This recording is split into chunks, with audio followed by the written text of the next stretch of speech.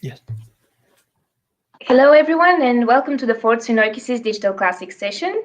Today, the session is dedicated to computational linguistics, and we're joined by three brilliant scholars who will show three different perspectives of the field, each in their own turn. I'm very happy to introduce on my left, right, these screens are mirrored, so it's very difficult to tell left from right here, but somewhere next to me is Marton Ribary from the University of Surrey, who works on computational modeling of law and investigates the lexical semantic change of the concept of ownership in the Justinianic corpus of Roman law. On my other side is Thea Sommerschield, who is specializing in computational humanities and the application of machine learning for the research of ancient languages and epigraphic cultures. And we have Alek Keersmaekers too from the University of Leuven, who is a specialist in corpus linguistics and Greek papyri. And his research focuses on variation and change in the Greek language, as well as on corpus design. So developing more effective ways of creating and examining corpora for linguistic features. So the way this session will go today is that Alek will first introduce the field of computational linguistics to us briefly. Then Marton will tell us a bit more about text processing, and he will also show us a specific case study of semantic clustering and vector representation in Latin text. Then we'll have Thea doing an overview of machine learning and how it has impacted the field, and what new work is being currently carried out. We'll also see a very interesting case study using Pythia, which is the first Asian text restoration model that recovers missing characters from a damaged text. And in the end, we will come back to Alek, who will show us an actual case study with a pipeline that automatically analyzes Greek papyrus texts and helps us research their specific problems. So I am now leaving the floor to Alek, who will start introducing the field of computational linguistics. Thank you, Paulina. Let me get to the slides.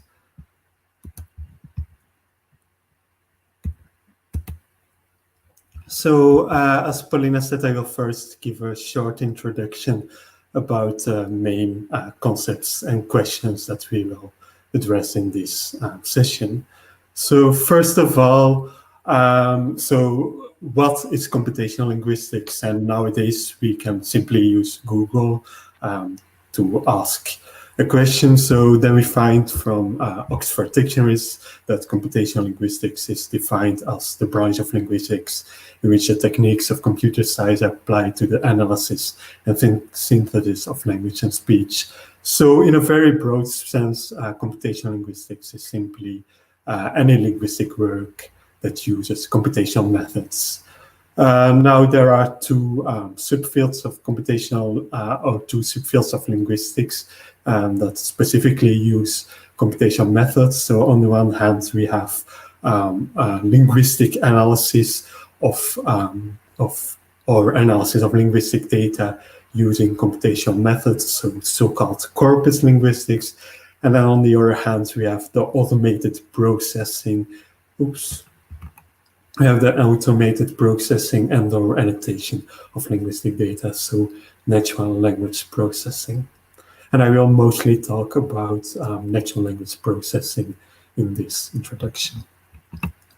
So if we look at the classics, so Greek and Latin, we find that most work focuses on the compilation of corpus resources.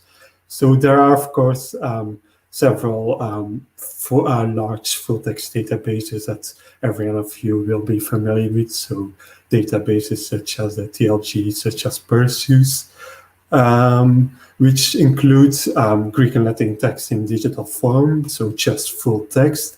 But of course, this full text is not very useful if one wants to look, for example, for a genitive or for all occurrence of the lemma kalos. So there are also some projects that have compiled corpora that are linguistically annotated both automatically and manually. And if an annotated corpus includes manually annotated text, sorry, if a corpus includes syntactically annotated text, we call them so-called tree banks. So for the classical languages, there are several tree banking projects compiled in recent years. So for Greek, we have about 1.5 million tokens of Greek text, and for Latin, somewhat more than 1 million. And 1.5 million or 1 million sounds a lot, but unfortunately, natural language processing techniques really require large amounts of data. So this is why, and these projects are also relatively recent, so this is why natural language processing of classical language is still in its infancy. And if we talk about natural language processing, language can, of course, be processed in several ways. So I've listed some ways on the slide, and in the 3 case studies we will discuss, you will see some more examples. And a very important development recently is the Classical Language Toolkit. So this is a Python library that includes several natural language processing programs tailored to classical language together. So I would advise you all to check out the links on this slide. And a few years ago, there was also a Sunoikisis session on this CLTK. So how does natural language processing work? In the past, most techniques used simply manually coded rules, but nowadays most methods make use of statistical techniques from artificial intelligence or machine learning. So there are 2 main types of machine learning. First of all, we have supervised machine learning. The idea is we want to predict a certain class. For example, is a word object or subject? And to do so, we start from a large corpus that is already annotated for this class. So a large collection of objects and subjects, for example. And then so this is a training data. And then to this training corpus, we add a number of features that will help the computer to decide which class a given occurrence is. So for example, things like case is very useful, of course, to decide whether something is an object or a subject. And then we let the computer look for patterns in this data and formalize it in a mathematical model. So a very simple mathematical model would be if we encounter words that is an accusative case, we assign a 0.67 probability of being object. And then we can also use this model to predict class labels for new data that is not annotated yet. So if the computer then encounters an accusative, it knows that it should assign the label object with a 0.67 probability to it. So this is a supervised approach. In some cases, we might not have a large training corpus annotated for class labels yet. So what we then can do is use unsupervised techniques or clustering. So the way this works is we do not have any predefined classes, but we simply let the computer look at the data and look at patterns in the data, and according to this pattern, divide the data into groups that are internally similar. Okay, to finish, most computational techniques are tailored to English because English is a language that has received most attention, of course, in natural language processing. But of course, Greek and Latin is very different. So it's highly inflectional, for example, has a free word order. So there are some special techniques needed to deal with this language. There's also a large amount of genre and diachronic variation. For example, if we would ask someone who has only studied Plato and Xenophon to read a Homeric poem, they would likely struggle very much because the language is very different. And in the same way, if a computer is trained only on data from Plato or Xenophon, it would also struggle to analyze Homeric poems automatically, of course. And then a final problem is data sparseness. So, as I said before, these techniques typically require large amounts of data. And unfortunately, as the field is still in its infancy, we do not have as many data as for English, for example. So special techniques are also needed to deal with this problem. Okay, this brings me to the end of the presentation. I think then we can go on to the next speaker. Thank you very much, Alek. That was wonderful. So now we go on with Marton. Thank you very much, and thank you for the invitation. It was great to listen to the introduction, because the problems, challenges, and opportunities mentioned by Alek will be demonstrated in the following slides.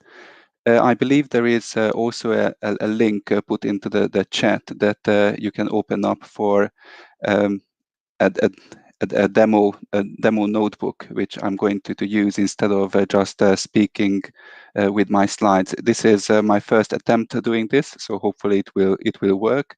But if it doesn't, I can always fall back on the slides that I would like to put on the screen now. Thank you.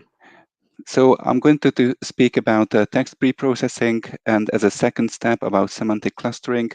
The example I will use is based on an article that I worked with Barbara McGillivray, who was mentioned by Alek, one of the leading figures of Latin and Greek computational linguistics. We authored an article about Roman law. We used a specific corpus, Justinian's Digest, and if you click on that link, you will be able to read our findings.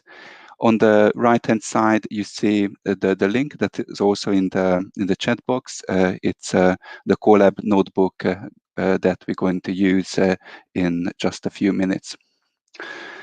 So the example that I'm used today to demonstrate text pre-processing and semantic clustering is using the corpus of the Digest, which is a historical source book of Roman law created in 533. That was in the editing process finished. It was created on the order of Emperor Justinian I in the Byzantine Empire. It includes 9,000 passages carefully chosen from over 300 works and more than 30 jurists of the classical and post-classical era of Roman law. And altogether, it has about 21,000 text units. For keeping it simple, these text units are the sentences that the corpus uses. And it's almost the exclusive source for Roman law. It came down in the form of this manuscript, the Littera Florentina, which is extraordinarily ancient. It is dated just about 20 years after the work itself was completed in 554. The second step of after a large, obviously, a printed edition of the same text by this guy, Theodor Mommsen, at the end of the 19th century, who used the Littera Florentina, the manuscript, with commentaries of the glossators and other medieval jurists who provided some minor variants for the text and presented the digest in a printed form, which remains authoritative.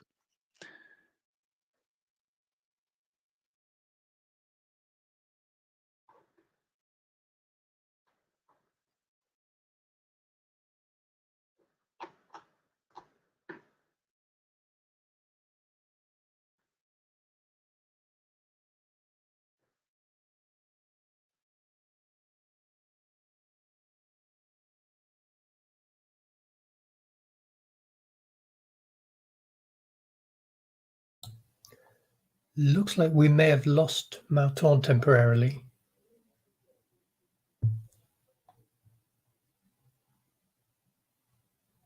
And we've also lost his slides. Do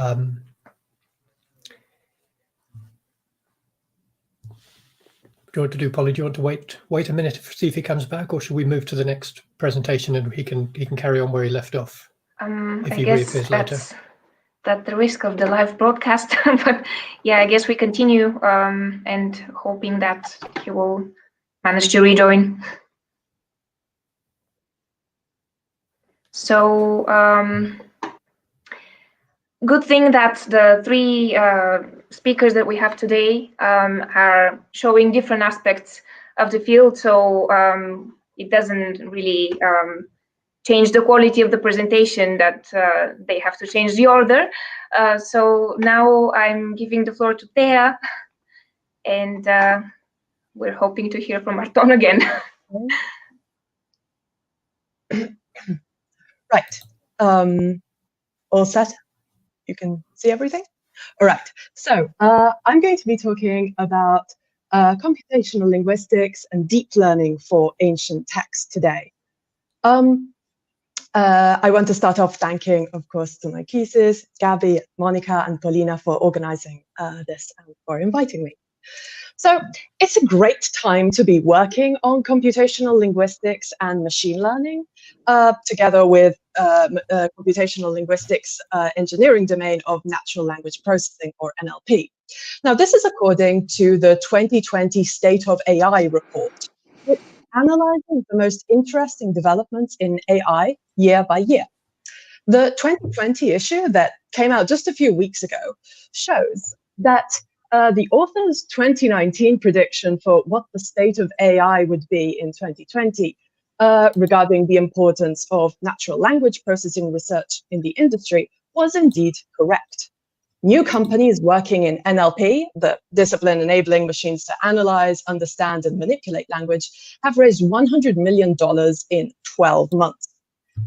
Now, in slide 15 of this State of AI presentation, NLP is actually defined as the hottest area of AI today, with companies investing millions of dollars to train new models. For instance, OpenAI's 175 billion parameter GPT-3 could have cost around $10 million to create. GPT-3 is the state of the art for the moment. It stands for Generative Pre-trained Transformer 3. It's an autoregressive language model that uses deep learning to produce human-like text. But it's also actually a great time to study ancient text. The British Epigraphy Society's Autumn Colloquium, which is happening in a couple of weeks' time in November, is actually featuring 5 out of 10 papers in its epigraphic gazetteer, which talk about or are focused on digital epigraphy initiatives. And one doesn't really have to look far to find examples of AI and the ancient world coming together in really exciting new initiatives, such as iSicily, the digital corpus of all Sicilian inscriptions, or the Google Arts and Culture Fabricius experiment, which uses machine learning to translate Egyptian hieroglyphs. And there are many, many other examples too. So let's start first of all with some definitions. I don't want to confuse you with the first few slides. With machine learning, it has already been defined, just as a quick reminder, it is a subset of AI that often uses the machine the ability to learn from data without being explicitly given the instructions for how to do so. Now, this process is known as training a model using a learning algorithm that progressively improves model performance on specific tasks. Now, as for deep learning, this is an area of machine learning that attempts to mimic the activity in layers of neurons in the brain to learn how to recognize complex patterns in data. The deep in deep learning refers to the large number of layers of neurons in contemporary machine learning models that help to learn which representations of data to achieve better performance gains. That is what you can see, the hidden layer, the multiple hidden layers in the drawing on the bottom left of my slide. I don't want to provide you with an in-depth crash course to machine learning, but I wanted to clarify a couple of the points and inner workings in as accessible language as manner as possible, so that we can address the case studies that I want to present to you as clearly as possible. So let's give an example of what do I actually mean with extracting features, training, and models. If you consider this photo of Leipzig, let's imagine that you want to extract features from this image, any feature. You want to count how many people appear. You want to identify cars on the road. You might also want to extract how many red traffic lights there are in this image. You want to focus on however much information could be useful for the classification task at hand, which could perhaps be to develop a self-driving car or develop a navigation app. But you can already see that there is a problem here. Manual feature extraction might not include every single detail which we need for it to be helpful for the task at hand. For instance, we might want to also calculate the size of the towers or the facial features of the people that I have put a yellow dot on. Now, deep learning uses multi-layer neural networks to automate this extraction of features and the classification for machine learning. So a classic example is, for instance, to teach a model to distinguish pictures with or without faces by showing the model thousands and thousands of images with faces and thousands of images without them. In this case, the photos will be the training data and the faces, the pattern in this data. And the outcome of this task, the task at hand could be, for instance, to train our phone camera to focus on faces when taking our next selfie. But let's look now a little bit more closely into how this all works. Now, machine learning, as I said, relies on these biologically inspired neural networks, which is these drawings, these schemas that I have been putting up on the slide so far, which extract and learn information from the data. The neural network uses increasing levels of abstraction to break down the data into a learnable format. For instance, here you have an image. The neural network model is designed for the specific task, and it learns to recognize the image of a dog provided as input as a dog after being trained on images of dogs. Now, this seems a superficial example, but it can be applied. The same method can be applied for many real-world scenarios, such as teaching a model to recognize what a lung cancer looks like from medical images. Now, let's bring this back to the ancient text part, which I had mentioned earlier on and is the focus of my case study. I want to present to you the Pythia project, which is my most recent work stemming out of a collaboration starting at Oxford. My co-authors are Yanis Asael from Google DeepMind and Jonathan Prague at Oxford too. The result was the paper, Restoring Ancient Text Using Deep Learning, a case study on Greek epigraphy. I want to walk you through the pipeline of how this project was designed and implemented, so focusing specifically on the creation of that training data and on the architectural designs which led to this work to be completed.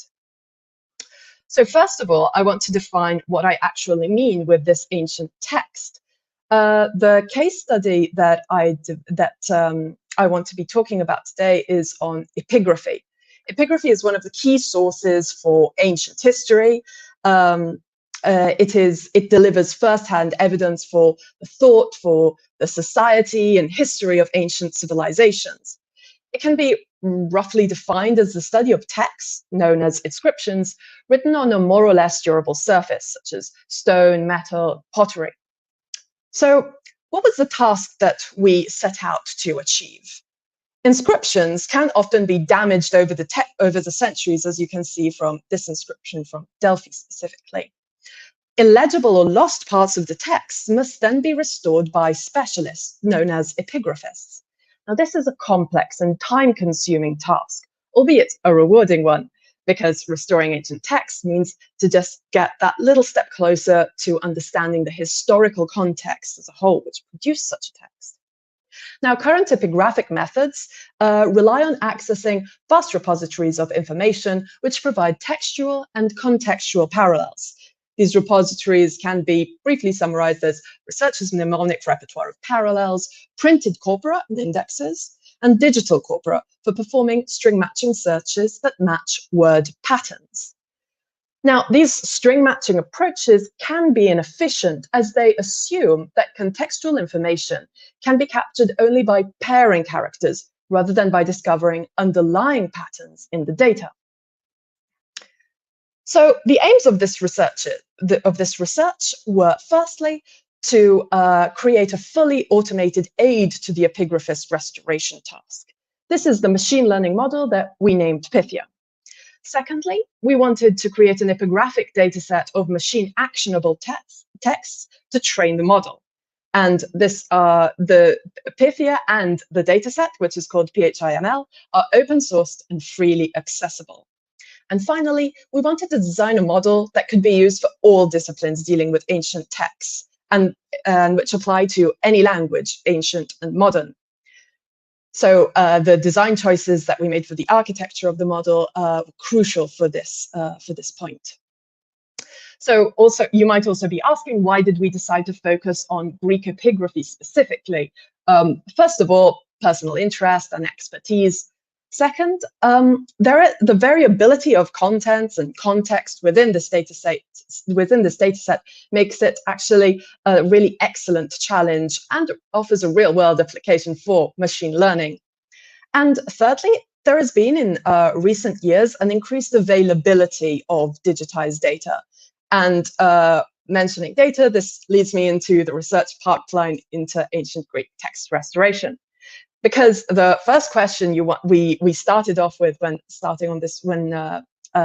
tackling this research was, where can we find thousands of digitized Greek texts?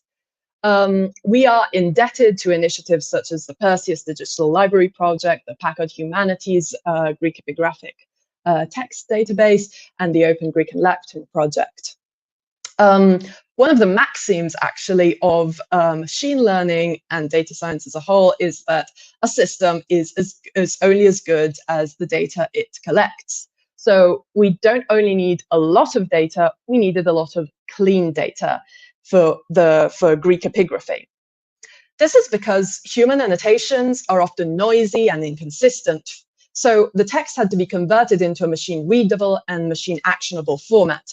What you see in this slide is a screenshot of one of the entries in PHI, and for the purposes of the Greek epigraphy restoration task, basically everything that you see in these red squares, and I have only highlighted single instances of it, had to be removed, had to be cleaned. So the pre-processing pipeline was split up into different steps. First off, we had to standardize the ancient Greek alphabet to include all core characters, including accents, numbers, spaces, punctuation. This the product was a total of 147 characters. We then introduced two special characters, a dash, which stands for a missing character, and a question mark, which stands for a character to be predicted. Then we used a lot of regexes, which are kind of a find and replace string searching algorithm, to replace numbers, punctuation, the Leiden conventions, which are a set of conventions used commonly in epigraphy to textually render the state of preservation of the inscription as a material object. Then we had to discard all non-ancient Greek text, human annotations, various inconsistencies. We then filtered the resulting text to retain only those 147 alphabetical characters that we defined at the beginning. And then we matched the number of the missing characters with those conjectured by epigraphists using the special dash symbol that I had specified before as standing for a missing character. The result was what you can see here. So on the left, we have a screenshot of a text appearing in PHI, and on the right, you can see its rendition, its cleaned rendition in PHI ML. Now, for instance, if I wanted to predict that Greek personal name Apollonius in the left side of the screen in the red box, then I would have to, and I wanted to predict what it actually, I wanted to ask the model to predict this name, I would use the special question mark character to hide, for instance, the first 8 characters of this name. Now, the result of all of this cleaning was over 40,000 inscriptions. And this is Pythia's training data. It is all open sourced on my GitHub repository. You can see here that the data was split into valid, test, and train. This is a common practice in machine learning. Valid and test subsets were held out to ensure that the training and the testing data were kept distinct and did not obfuscate results. Now, you might ask, how do we know the ground truth if we want to be evaluating the model's accuracy? If you remember with the example that I gave before from Apollodorus, we artificially, the personal name Apollonius, we artificially removed part of that input text. So we damaged the text so that we would always know what the ground truth was, and we could evaluate Pythia's accuracy. So now we move on very briefly to architecture design. What we have as input, if you envisage the task at hand, you can imagine that as input, we have a sequence of characters, which is the clean text with specific places annotated with the question mark, which stands characters to be predicted. And what do we want to obtain as output? We want a sequence of characters with the predictions for the missing spaces. This is a so-called sequence-to-sequence problem, and you could consider it in a general way as a memory task of sorts. So we read the information, we process the information, and we make predictions. Now, many types of neural networks have been elaborated in deep learning for these memory tasks. And one of the most successful ones is an LSTM, stands for long short-term memory, which is a recurrent neural network, an RNN. So the solution that, for our architecture for the text restoration problem was a sequence-to-sequence-based neural network architecture with attention that uses LSTM to encode and decode information. But there's an additional problem that we had to consider. If it's a memory task, how can we actually access that crucial contextual information that informs the model's predictions if we are working at just a character sequence level?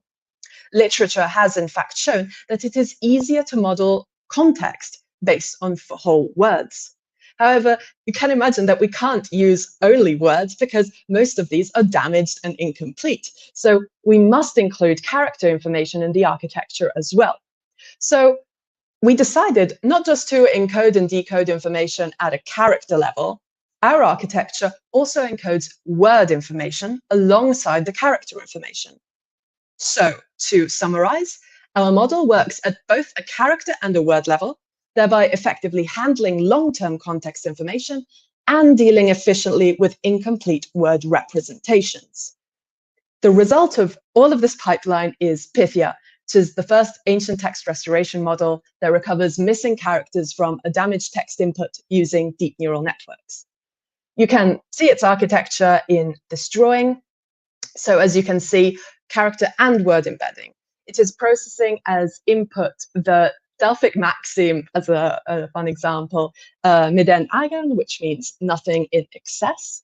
The alpha and the gamma of agan have been hidden to simulate a damaged text.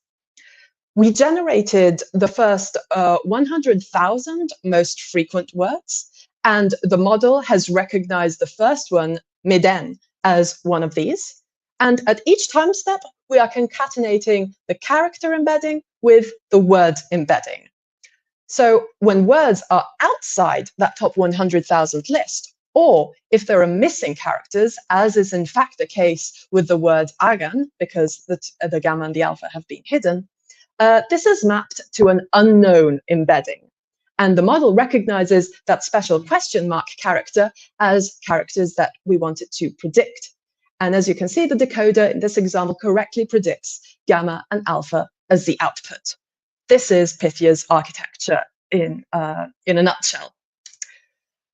Let's look at some results. So we wanted to evaluate Pythia's accuracy. We wanted to also evaluate the difficulty of the task at hand. So we asked some doctoral students with epigraphic expertise to provide restorations for as many texts as they could within a 2-hour time frame. And they achieved an average of 50 restorations in these 2 hours.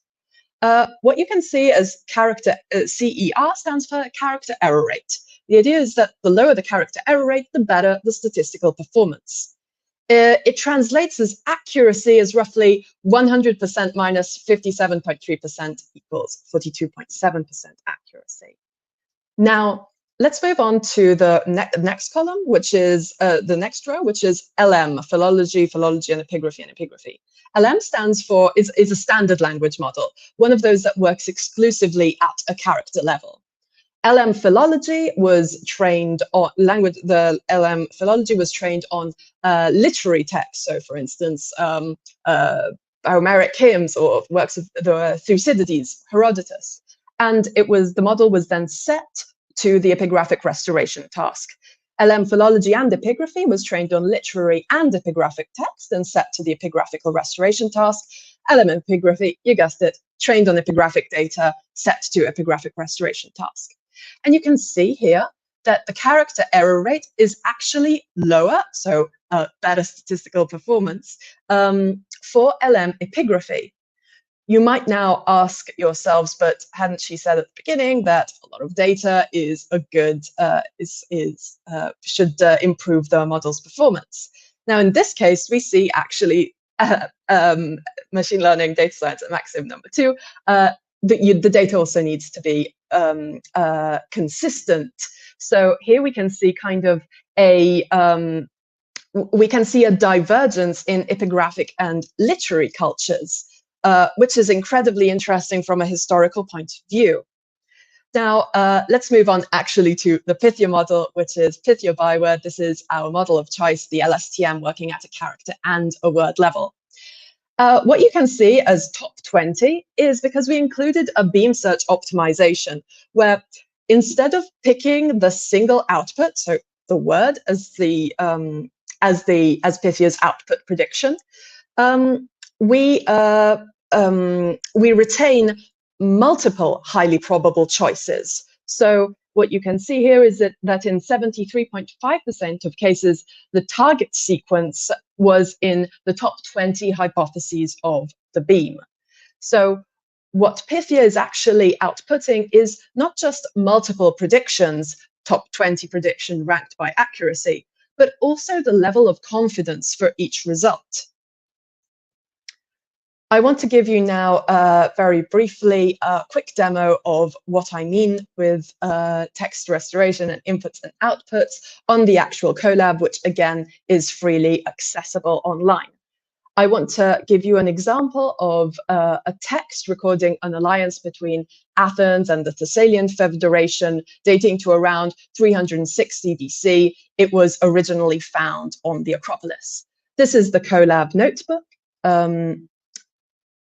I've already loaded it. What I meant with the beam search is to give you an example from previous text is this. So the text which we are asking the model to predict is this one here, this word here. The correct prediction is Apollodorus, a Greek personal name. And as you can see here, from 0 to 19, so 20 predictions of the model ranked by probability. And in fact, the target sequence, which is Apollodorus, is correctly outputted as the first prediction, along with a lot of other options. This is the assistive tool part of this model, which is, of course, crucial to the research. But let's get back to that text which I mentioned, found at the Acropolis. This is the text which we are asking the model to predict, and here it is in action. You can see that the dashes are the parts that in this example, where we are asking the model to predict all of the missing parts iteratively and not just specific parts of damaged text. We are here, I believe, no, just before. At every iteration, Pythia is predicting the textual restoration for this text. Now, again, you might be asking what our ground truth for this evaluation is. And the answer is that we decided to compare our model's performance with the restorations made by experts, in this case, Rhodes and Osborne's, two very eminent epigraphists. What you see here is the entire text of the inscription, which Pythia is restoring in the background of this presentation. Highlighted in color are all of the different parts which we asked the model to reconstruct, to restore. In blue, highlighted in blue, you see parts, the restorations which Pythia outputted correctly. In purple, you see the cases in which Pythia didn't get it right. However, you remember that top 20 beam search, the top 20 predictions. In all of these purple cases, the correct restoration was actually in the beam. So, conclusions, results. Pythia shows the potential for large-scale data analysis of epigraphic cultures to a level, achieving a breadth and detail which humans cannot achieve, because Pythia is being trained on the entirety of the epigraphic production, on over 40,000 texts, and is finding patterns in the data which would be impossible to trace at that scale for a single human. Our experimental evaluation show how Pythia can therefore assist, guide, and also advance the epigraphist's task, and show how machine learning and epigraphy can meaningfully impact the study of ancient inscribed cultures. Pythia is also a good example of using machine learning to solve more real-world problems and advance natural language processing applications as well. It makes standardized and organized data more accessible. Open source is the word here. And it tracks those textual connections and correlations with computational methods, which I mentioned before, in large scale and in incredible detail. If you want more information, there is the link to the article that we published. It is a technical article, so if you're coming from a non-machine learning background, then I would also suggest you consult the DeepMind blog post and Oxford's blog post on this research. The Financial Times also made a recent article featuring our research, and also featured some other really interesting work going on similar applications of AI and the ancient world. But for now, I want to thank my co-authors, Yanis and Jonathan. Thank again the organizers and my co-conveners, and welcome any questions afterwards.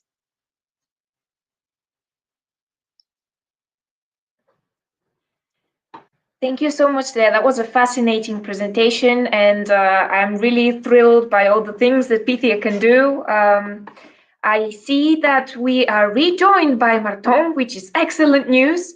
I would just like to point out that we have all the slides available at the GitHub page, so you can see the presentations uninterrupted there in the complete.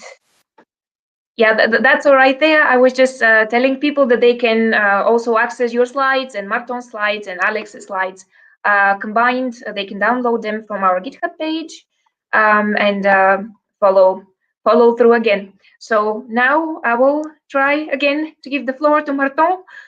He left us with Mommsen. Yeah, thank you very much. I keep my camera shut.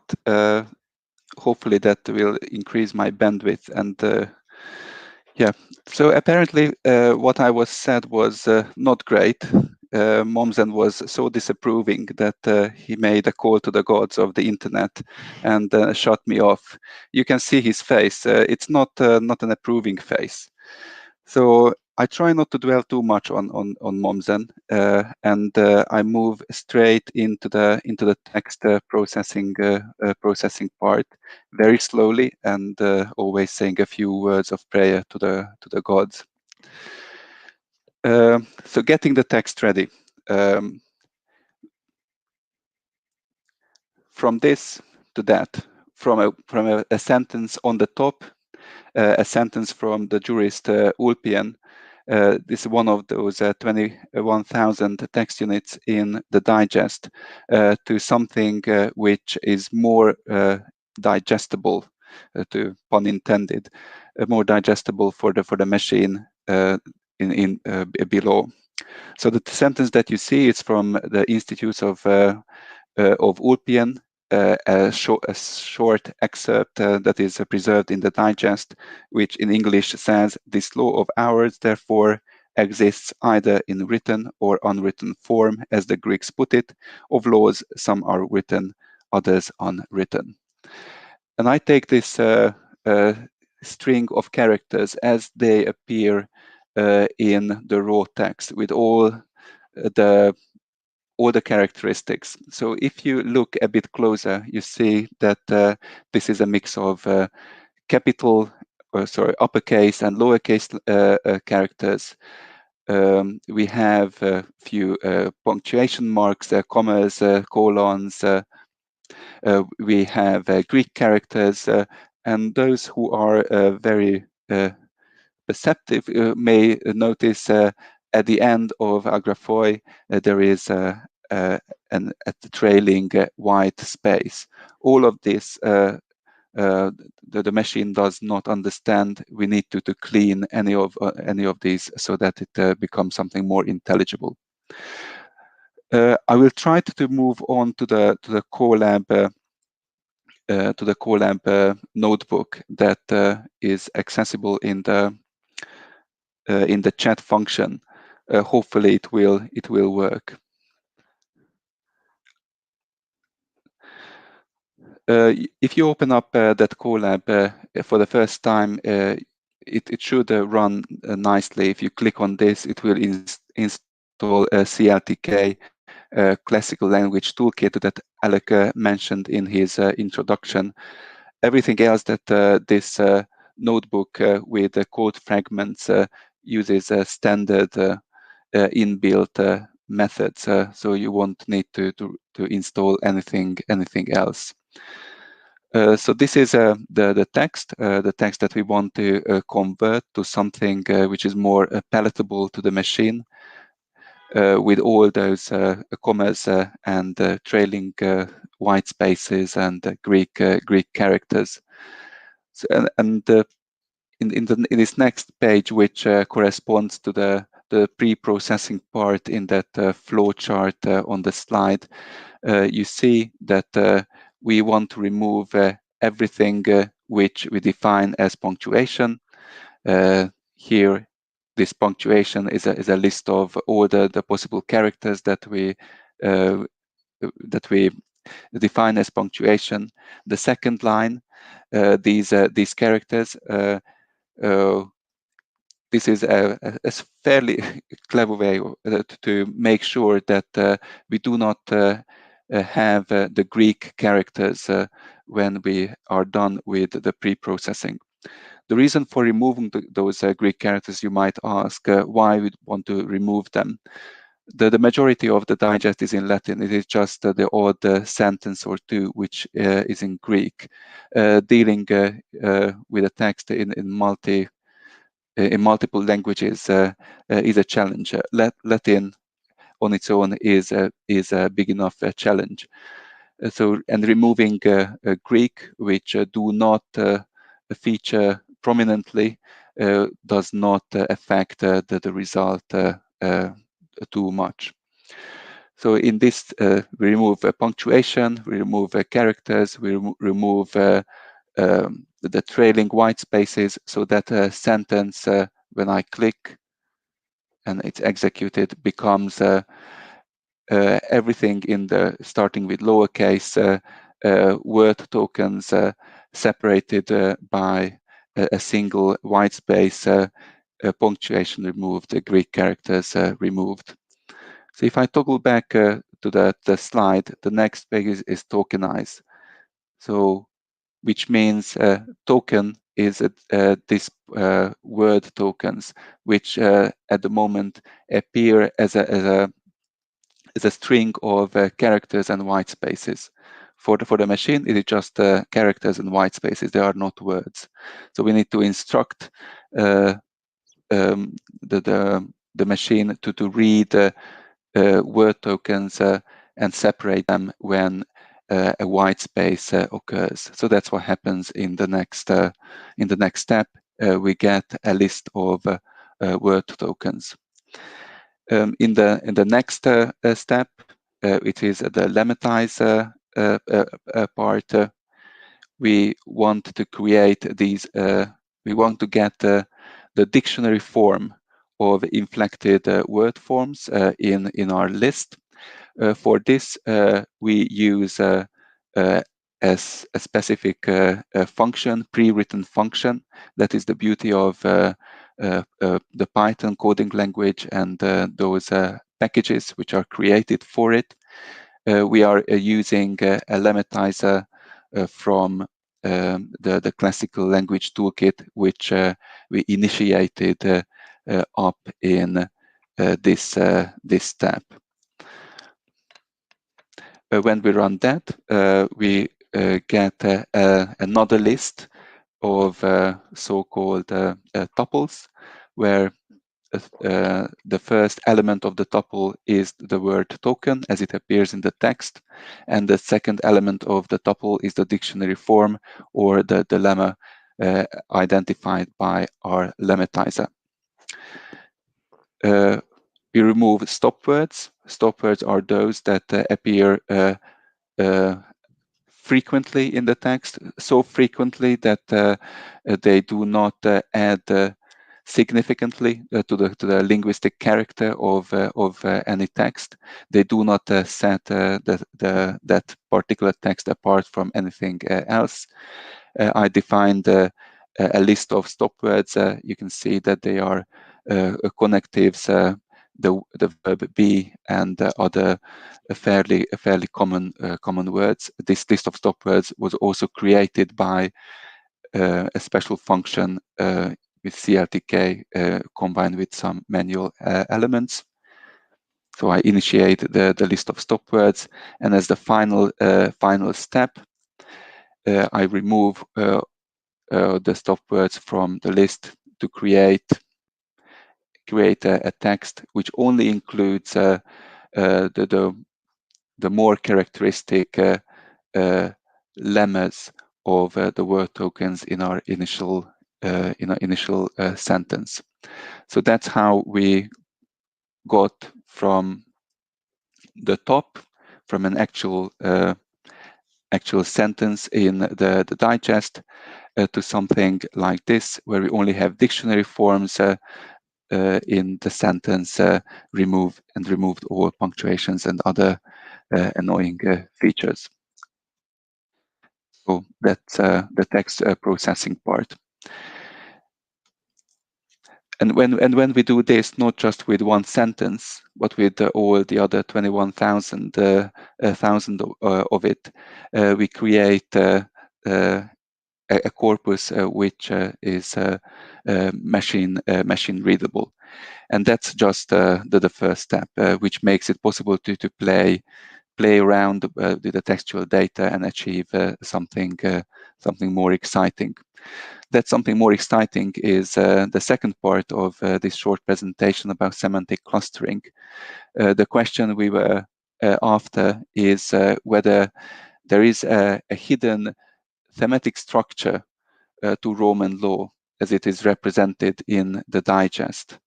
And for that purpose, we used two minimal assumptions.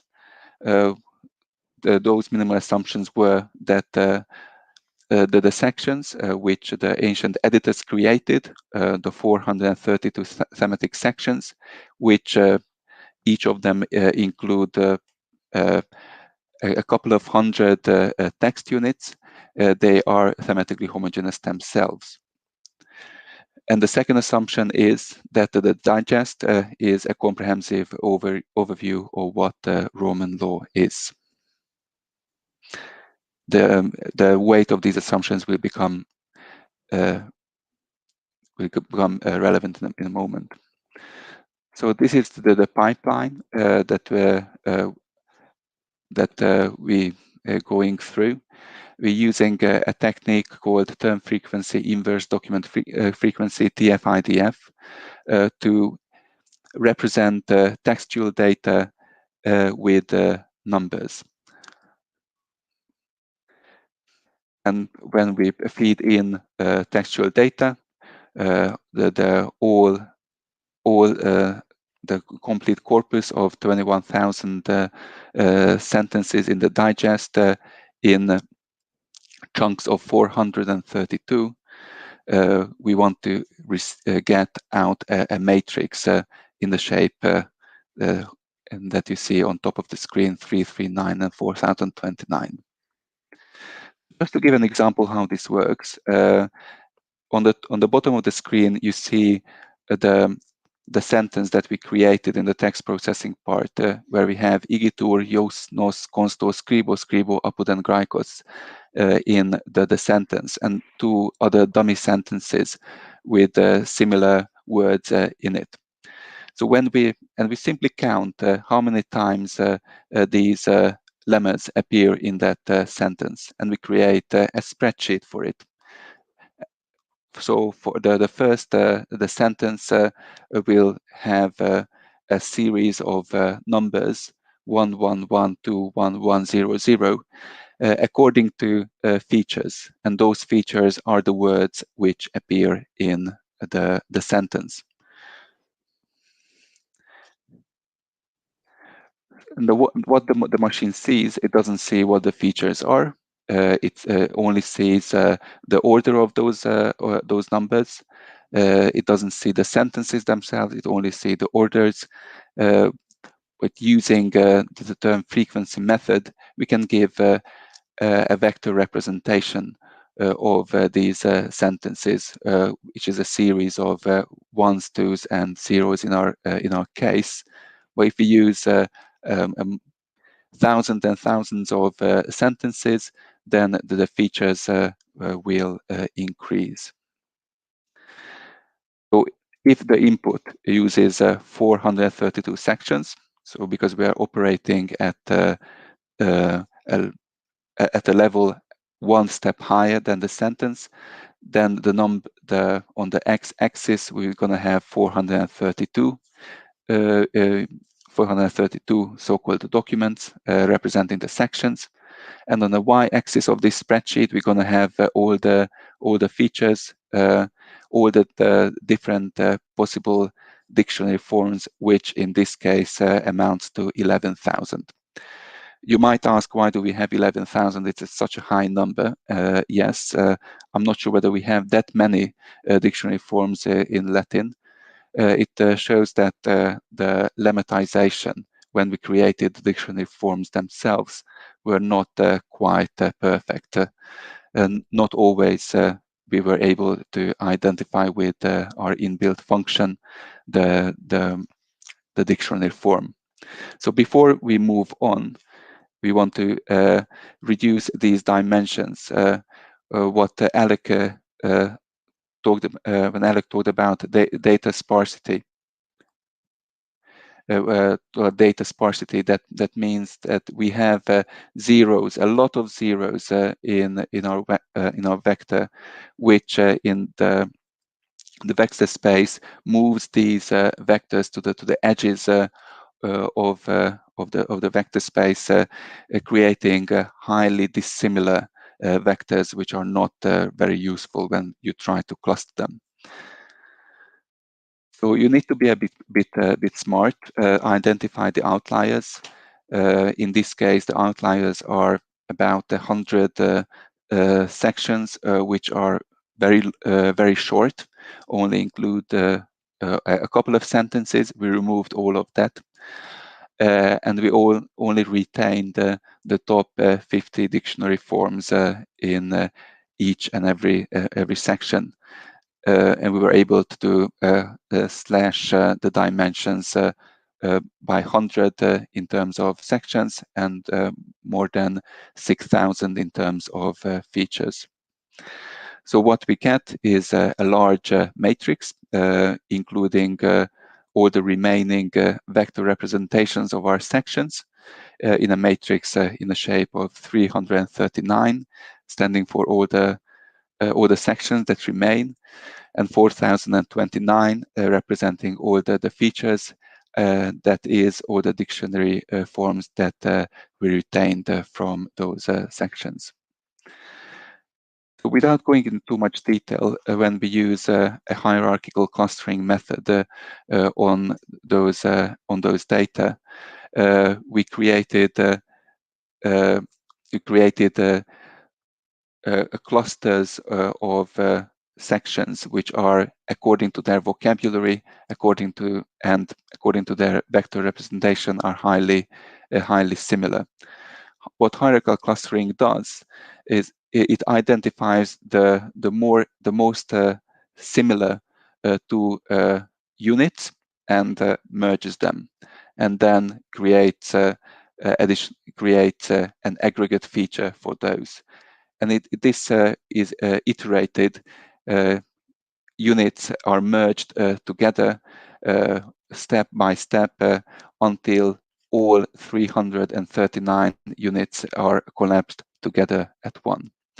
So the way you should read this tree map, that you have the 339 sections on the left, which are merged together merged together step by step. The more similar are merged together more quicker at an earlier step.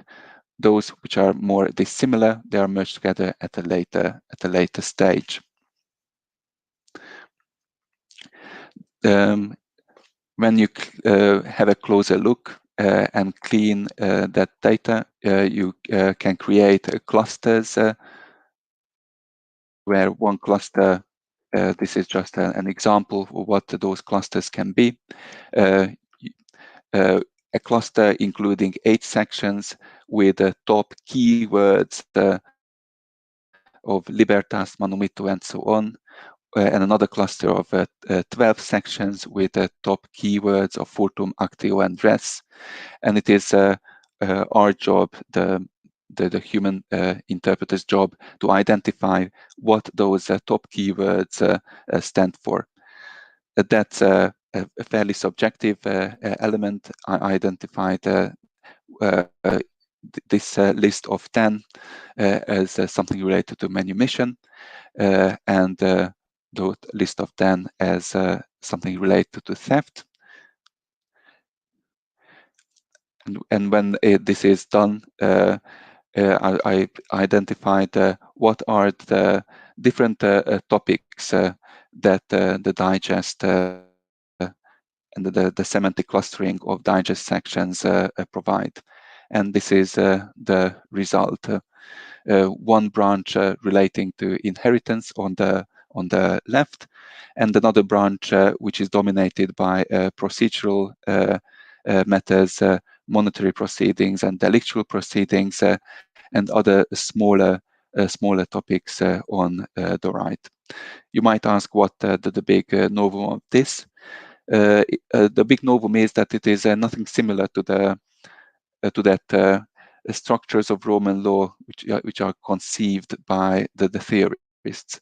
This is what we called an empirical tree map of Roman law, something which we created from the bottom up, purely on the basis of the vocabulary of the sections. Here are some references that you can have a look in your meantime. And if you have any questions about what this is good for and what other applications we could use it, then please share it in the chat, and I give it back to Paulina. Thank you. Oh, thank you, Marton. That was excellent, and it really brings some clarity and a new perspective at the very confusing field of Roman law lexical issues. So yes, I do encourage people, if they have some questions, whether to Marton or to Thea, to post them here. We also have some time. Well, we're running a bit over time, but we can still have a final discussion at the end. Now, without further ado, I give the floor to Alek, who will talk about the pipeline that he has created. Thank you, Paulina. Okay, let me go to my presentation.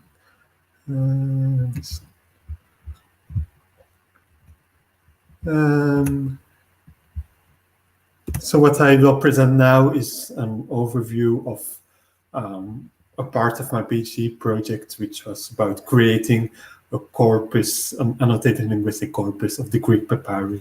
So to start, what are the papyri? So they're so-called documentary texts from Greek and Roman Egypt. So they're texts like letters, petitions, lists, court proceedings, so all texts from everyday life. And what is interesting about them is not, of course, the writing material in which they are written, but that they are, but that their language is supposed to be closer to the everyday language. And there's also a lot more social linguistic variation in them than texts written or than in literary texts. So we have papyri written by women, by people from lower ranks of society, by younger people, by non-native speakers of Greek, and so on. And as you can see, this is a relatively large corpus, so 4.5 million tokens. But current linguistic work on the papyri has mostly been rather small scale. So the reason for this is that we do have these texts in a computer readable format, so XML, but this is basically everything we have, so it's just running text, so there's no tokenization, no linguistic annotation, and so on. So what I did in my PhD was to add this linguistic information via an so-called NLP pipeline. So what we do is we add new information step by step. So things like tokens, part of speech text, and so on. So what are the main problems? Like I also said in introduction, Greek is highly inflectional, has a free word order and large rate of elliptic constructions, which I'll lead to several problems. Another thing is that many of these texts are incompletely preserved. So you see, an image on a slide. So of course, if the text is damaged, it's more difficult to process them. The other thing is that their spelling is not homogeneous, so there's a lot of spelling variation. And finally, the tree banks I showed or the annotated corpora I showed in the introduction were mostly from literary texts, while there is relatively little papyrus data available yet. And as I said, it's problematic to learn from something that's an entirely different language. For my PG project, I also strongly collaborated with the Keersmaekers project at the same university that I work at. So the Keersmaekers project is an ancient historical project which collects metadata about the papyrus text, so things like dates, provenance, onomastic data for the people mentioned in the text, and so on. Of all non-literary texts, so not only papyri, but also, for example, epigraphical texts. And while this project is mostly collects metadata, I also provided them with a linguistic database. Linguistic database called Keersmaekers words, which includes all these annotations that I will talk about. Oops. So if you're interested, you can check out the link to Keersmaekers words. All the data I have created. The newest version, is also available on GitHub if you want to experiment with it. So the first step is tokenization. So Marton already talked about it, which is quite simple. So we can simply split words on the basis of spaces and punctuation. But one problem is that we may wonder which version of the text we want to tokenize, because on the one hand we have the version of the text as it's written in antiquity, but on the other hand, the editors of these papyrus texts also have included several more information, as you can see. So things like spelling regularizations and so on. So I included both because on the one hand we want our text to be presented as close as possible as they were written in antiquity, but on the other hand, these spelling regularizations can also help to make the text more easy to analyze for a computer. Okay, so after tokenization, first and very crucial step was morphological tagging and lemmatization. I'm not going to talk about lemmatization, but as for morphological tagging, so this task is also often called part of speech tagging, but of course for Ancient Greek we want to identify more than just part of speech, so noun or verb and so on, but also several morphological features such as genitive or active. So how does this work? A typical approach is to use two types of information to do so. So on the one hand, we can simply look at the probabilities of part of speech text for a certain word. So for example, if we have an English sentence, I can do this, can be a noun or a verb. But of course, the analysis of can is much more frequent as a verb than a noun. And another thing we can use is contextual information. So this is simply a context window of 1, 2, 3, 4, 5, or how many you want preceding and or following words. So concretely, I used 6 preceding and following words because that, or 5 preceding and following words because that worked best. So, for example, if you have a sentence, I can do this, can is of course much more likely to be a verb if it's followed, if it's following the personal pronoun I, while if it would follow the terminal the analysis as noun would be more likely. So this sounds very straightforward, but of course there are a number of problems involved. So one big problem is that the number of possible forms for a given lemma is much higher than for English. So for English, an English verb can have 3 or 4 possible forms, while ancient Greek verbs have hundreds of possible forms. So if you want So if you simply want to start from a training corpus that includes all possible Greek forms, we would need hundreds of times as much data as for English, and of course we don't have as much data for Greek. So what is typically done, and which I also did, was to first do a formal analysis of all words in a given text. So for Greek, we have a tool called Morpheus, which is implemented in a Persis project, which can give, which simply does formal analysis. So for a given word, it analyzes all possible forms. So for instance, if you have Thea, it can be third person active subjunctive or second person medial passive subjunctive. And what we then can do is simply say to the computer already, it can only be these options, and then it has to choose which of these options is more probable.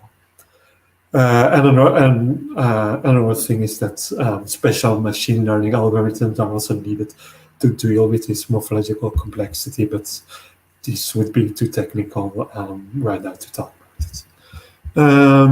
Another problem is, of course, that syntax and morphology are highly interrelated. So if you want to predict if a word is nominative or accusative, this is not only a morphological problem, but also a syntactic problem. So if a word is an object, it would typically be used with accusative case and not the nominative case. Another thing is this irregular spelling, but as I said before, for this we can simply use the corrections of the editor. And finally, there are also a lot of unknown words in this text, like words that do not occur in literary data. So, for example, lots of Egyptian names. So, fortunately, the morphological analyzer I use, Morpheus, can easily be extended. So, for names, for example, I use information from the Keersmaekers databases. Okay, so what are the results I was able to achieve for morphological analysis? So the accuracy rate was about 95%, which sounds high. So this is accuracy that the whole part of speech checks, so not only the part of speech, but also all morphological attributes are predicted accurately. So 95% sounds high, and it's also rather high, but of course it also means that 1 in 20 words would still receive the wrong text. So if we assume that a sentence contains about 20 words, maybe a little less on average, each sentence would still have a mistake, unfortunately. And this accuracy is just the average accuracy, but of course some morphological attributes are easier to tag than others. So for example, the part of speech is very easy to tag, but things like gender or mood or person are very difficult because there is a lot of ambiguous forms. So for example, for gender, we have forms that are ambiguous between masculine and neuter, or from mood between indicative and subjunctive, and so on. So how would we resolve these 5% of remaining problems? And what is typically done in natural language processing to increase or to decrease the error rate is to move to better algorithms such as deep learning, or to expand the amount of training data. But if we take a closer look at the remaining problems, we can see that most of them are syntactically related. So for example, we have sentences where we have a copular verb and then a word that can be nominative or accusative, but because we know it's a predicate nominal, it should be nominative and not an accusative. And there are ways to integrate syntactic knowledge, but syntactic knowledge during the morphological tagging, but I won't talk about this now. And another small category of problems is also simply related to world knowledge. So we also, as humans, use world knowledge to resolve several ambiguities, while computers, of course, don't really have any knowledge of how the world works. Okay, so the next step is syntactic parsing. So for ancient Greek, this means dependency parsing. So concretely, there are now two things we want to predict. So for each word, we want to predict a syntactic head, so which word it depends, and a syntactic label such as subject or object. And then we can gain a syntactic tree as illustrated on the slide. So for this task, I used a technique called graph-based parsing, which is actually rather simple. So what we do is we add dependency links for each word to all other words, and then we use machine learning techniques to determine which of these links is the most plausible. Now, again, there are several problems involved. So one thing is we need lots of data, but unfortunately, if you look at the major Greek tree banks, we find a higher rate of inconsistencies in this data, which makes it more difficult to learn from for computers. So, for example, we have two major projects: the Ancient Greek Dependency Tree Banks and the ProIEL project. And so ProIEL even uses a completely different annotation style than the Ancient Greek Dependency Tree Banks. So I had to use a number of rule-based conversions to resolve these inconsistencies. And there are some other problems involved. For example, coordination structures were very difficult to learn for a computer, which is not very surprising because dependencies are typically hierarchical structures, while coordination structures are, of course, non-hierarchical. So I had to use some techniques to deal with these coordination structures. And then other final problem is that there is a lot of damaged text, as I said before, which is, of course, problematic because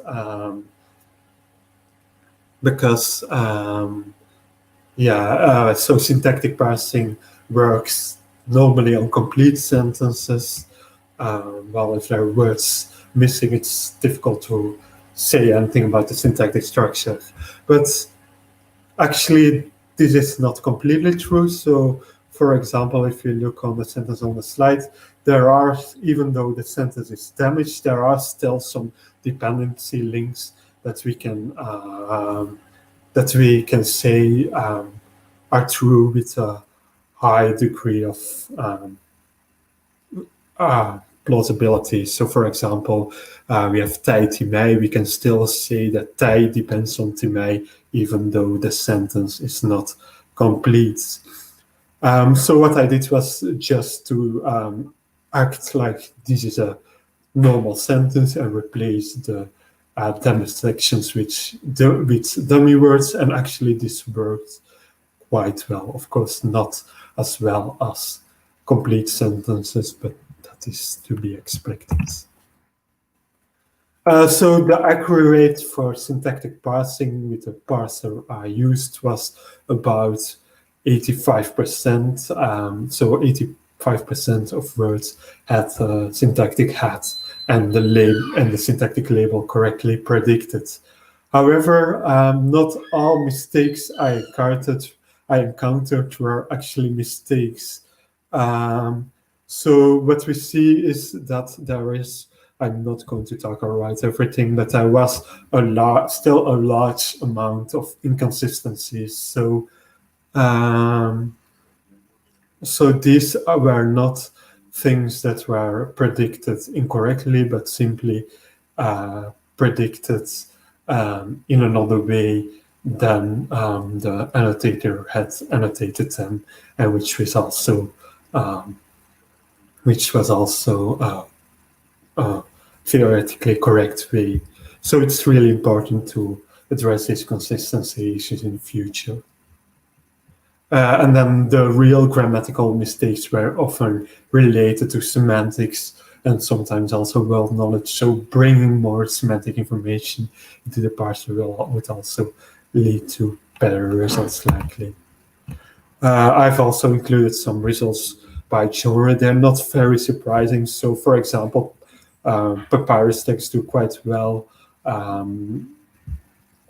Religious text. So yeah. Maybe I forgot to tell this, but so I also looked at some literary texts by means of comparison. So religious texts do relatively well. They have typically short and easy sentences, while philosophical texts, which lots of complicated structures and long sentences, are of course more difficult to parse. Okay, to finish, a final step I did was semantic role labeling. So what this means is we predict semantic relations. For example, this word is the direction of this verb, or this word is the agent of this verb. And I used a semantic role set from the Leuven Pedalion grammar. So you can look at it online if you're interested. And for this task, I used several features, so I've listed them on the slide. So things like formal feature, lemmas, animacy, part of speech. And an important part was also words, vectors, or embeddings.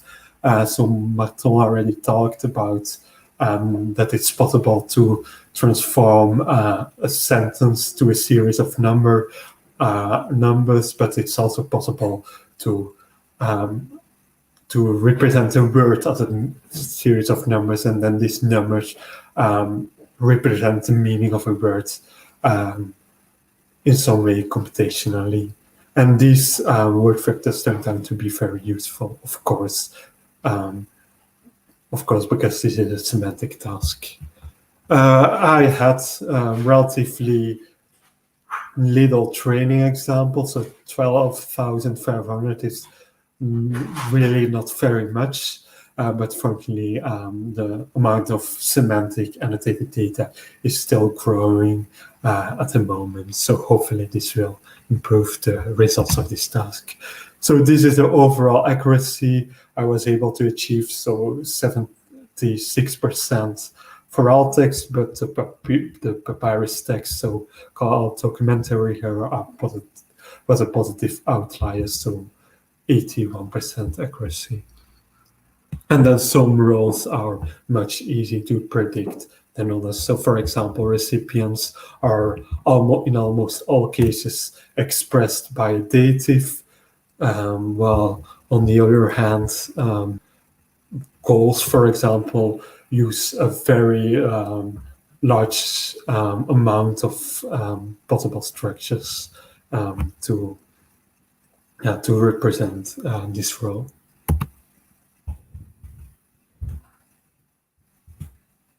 Okay, to finish, so just a visualization of what this automatic analysis pipeline is able to do. So we have a sentence from a papyrus text, and emboleka is fodra uvimon amelumuno horo. I see that this, I think, text or something has severely been neglected by you. And this is then a real-life example of the outputs my NLP pipeline was able to generate. So lemmas, part of speech, text, syntactic heads, syntactic relations, and semantic roles. Oops. Oh, I stopped sharing, but anyway, I'm finished anyway. So, okay, so yeah. Wow, thank you, Alek. This is super exciting stuff, and it's awesome news for the field of Greek papyrology to see these advancements. I'm personally interested in your advancements. So now we have very, very little time for questions because we already went quite overboard with this session. So if you want to ask something, ask now, or you won't have the chance. Email the presenters on a later date. But I'm or sorry? email the presenters on a later date. You can treat them now. Or you can, yes, email the presenters and they will hopefully get back to you. But yeah, since I don't see much activity in our chat either, I'd like to very, very much thank our presenters for their awesome presentations.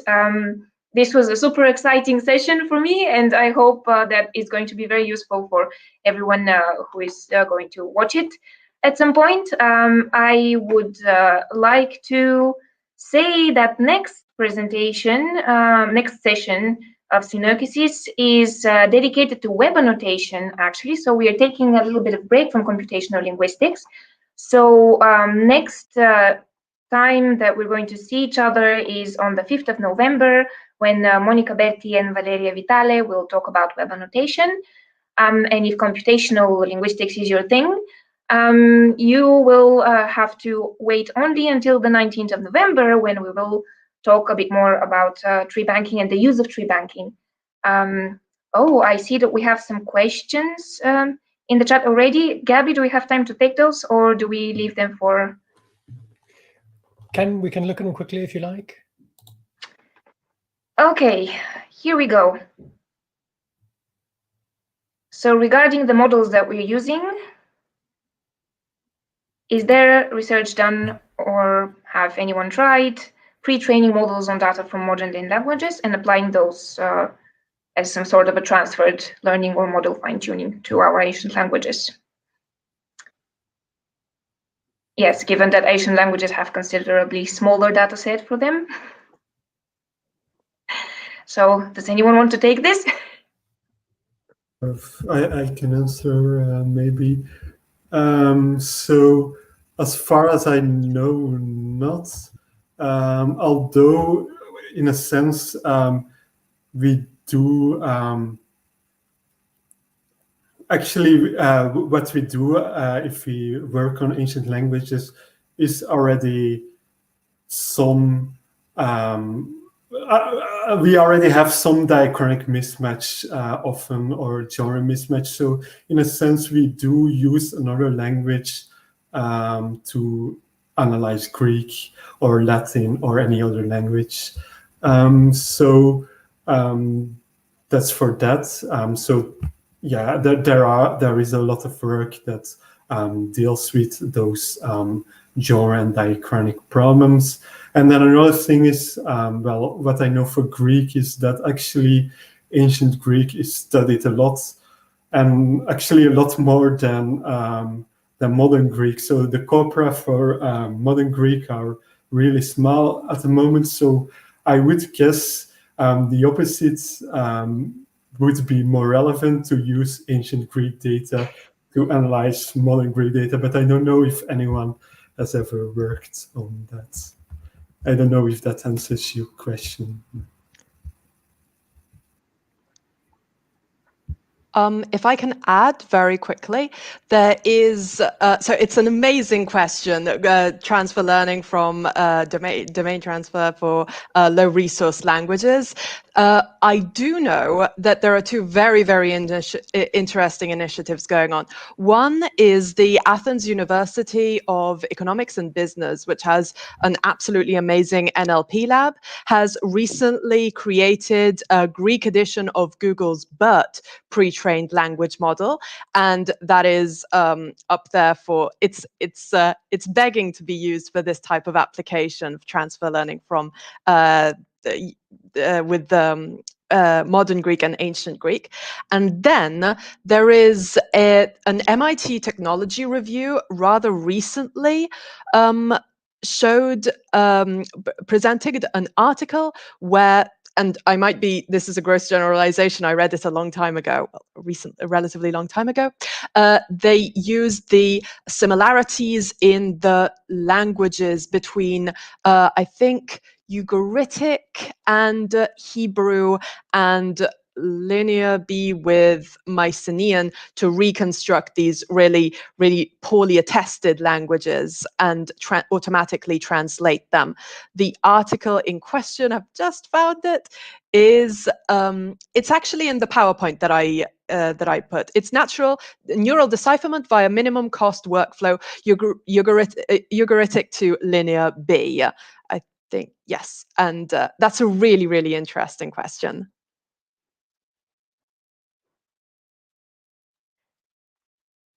Yeah, thank you, Alek and Thea. That is really an amazing topic, and I'm sorry that we don't have more time to discuss it.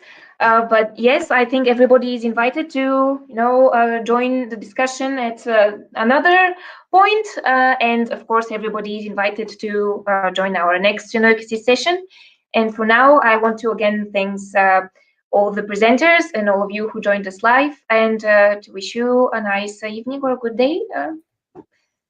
See you next time. Bye-bye. Ciao. Thank you very much. Bye. Thank you.